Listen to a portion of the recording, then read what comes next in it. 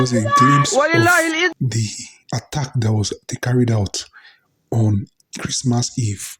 I can't show you the full video because it's a lot of violence. And every indigenous nation in that Islamic state of Nigeria, a lot of atrocity is being committed in the past 2 days because of their religion.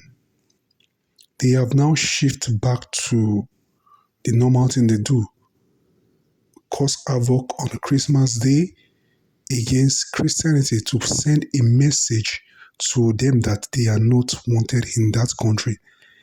It's not a must to be part of a country. If you don't want them, let them be a referendum in different parts and every part goes. You keep murdering people, you keep assaulting them, you keep killing generations and generations because of your agenda to Islamize them. This is what the country has been empowering, has been fueling, and the chief of defense staff of the country is not saying anything. Rather, is using the issue of Simon Ekpa of the Biafra Republic government in Exile Prime Minister to cover up his own loops. He is from Zango village in the southern Kaduna. Nothing like massacre is happening there because he's empowering his own people to use the weapon he's supposed to use for the Nigerian army, Islamic Nigerian army, is giving it to his own villagers to protect themselves, and meanwhile leaving others.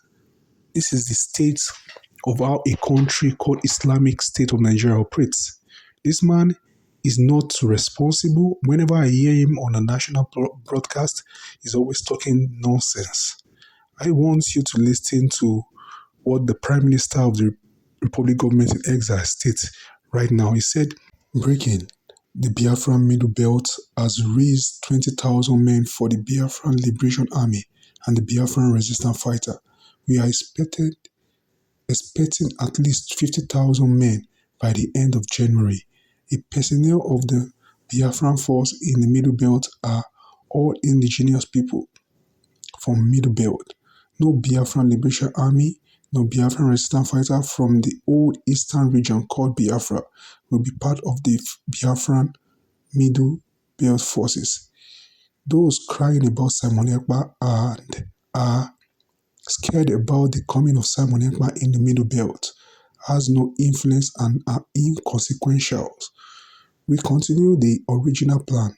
Just ignore the foolish people making comments on that nincompoop. Our target is to fight Nigeria from all fronts to stop the killing and the re-declaration of Biafra. This is what the Prime Minister of the Republic government is saying. It's a good one if there could be as much as that, because these people have been massacred by the Islamic Nigerian army, who are now called bandits. Because sometimes when they check out how these people have been massacred, they discover that the shot that is going straight to a particular place. It shows they are professional killers. They are not just men that just had access to gun. This man on the screen here is one of the elders of the villagers or rather a community that was attacked in the last 2-3 days. He was giving an explanation of how many of his relatives have been massacred, and they have reported to the government, and the government is not doing anything. That he's just begging the youth to hold on, not to go haywire.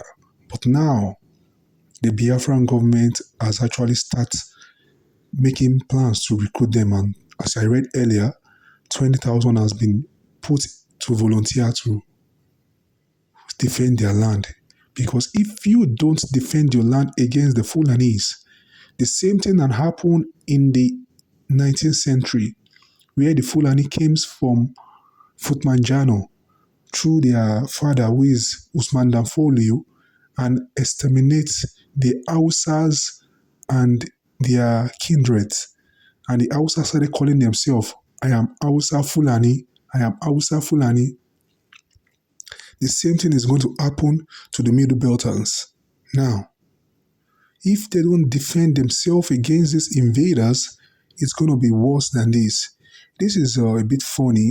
Islamic group members Swite attend Christmas service in Kaduna, present gifts to churches. This, as I said, there is a bit funny. I don't know them as the people of peace because most especially their leader, Sheikh, is a very unpeaceable person. He has always been utterly against Christians since I have known him. I don't know how this group are going to the church to present gift to Christians.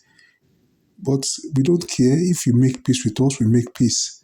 That is the main thing. Another new thing that came to me is this Zamfara governor to spend 1.95 billion on reconstruction traditional worshippers palace. The country is going through a lot of economic challenges, and this is what you as a governor wants to do, to build a palace that a king can only sleep on a bed and eat three times maybe probably he has wives, they have different rooms. You want to spend a billion naira when the country is going through a lot of challenges. And if you look at Zamfara State, their source or their revenue is so small. And what are they producing in Zamfara State that you want to use this huge amount of money to renovate or to reconstruct a traditional ruler's palace? And meanwhile, the lives of the indigenous of the state are not up to standard at all. The educational system in Zamfara is bad. The agricultural system is primitive.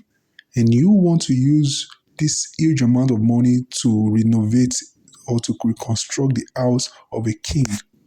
This is the biggest challenge of the black men. They put money is just to embezzle funds. That's what all they are planning. The University of Ilorin is going through a bit of a tussle between the states and the alumni because of name change. What is the meaning of changing it to Sheikh Alimi Versatile? What is the meaning of that? This name, University of Ilorin, has been known all over the world, and you want to change it because you claim Ilorin belongs to the caliphs. That is what they have been doing. It is always around the same agenda of Islamization to make sure they Islamize everywhere they conquer.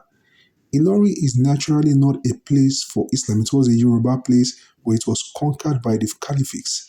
This is the issue with the Islam in Nigeria.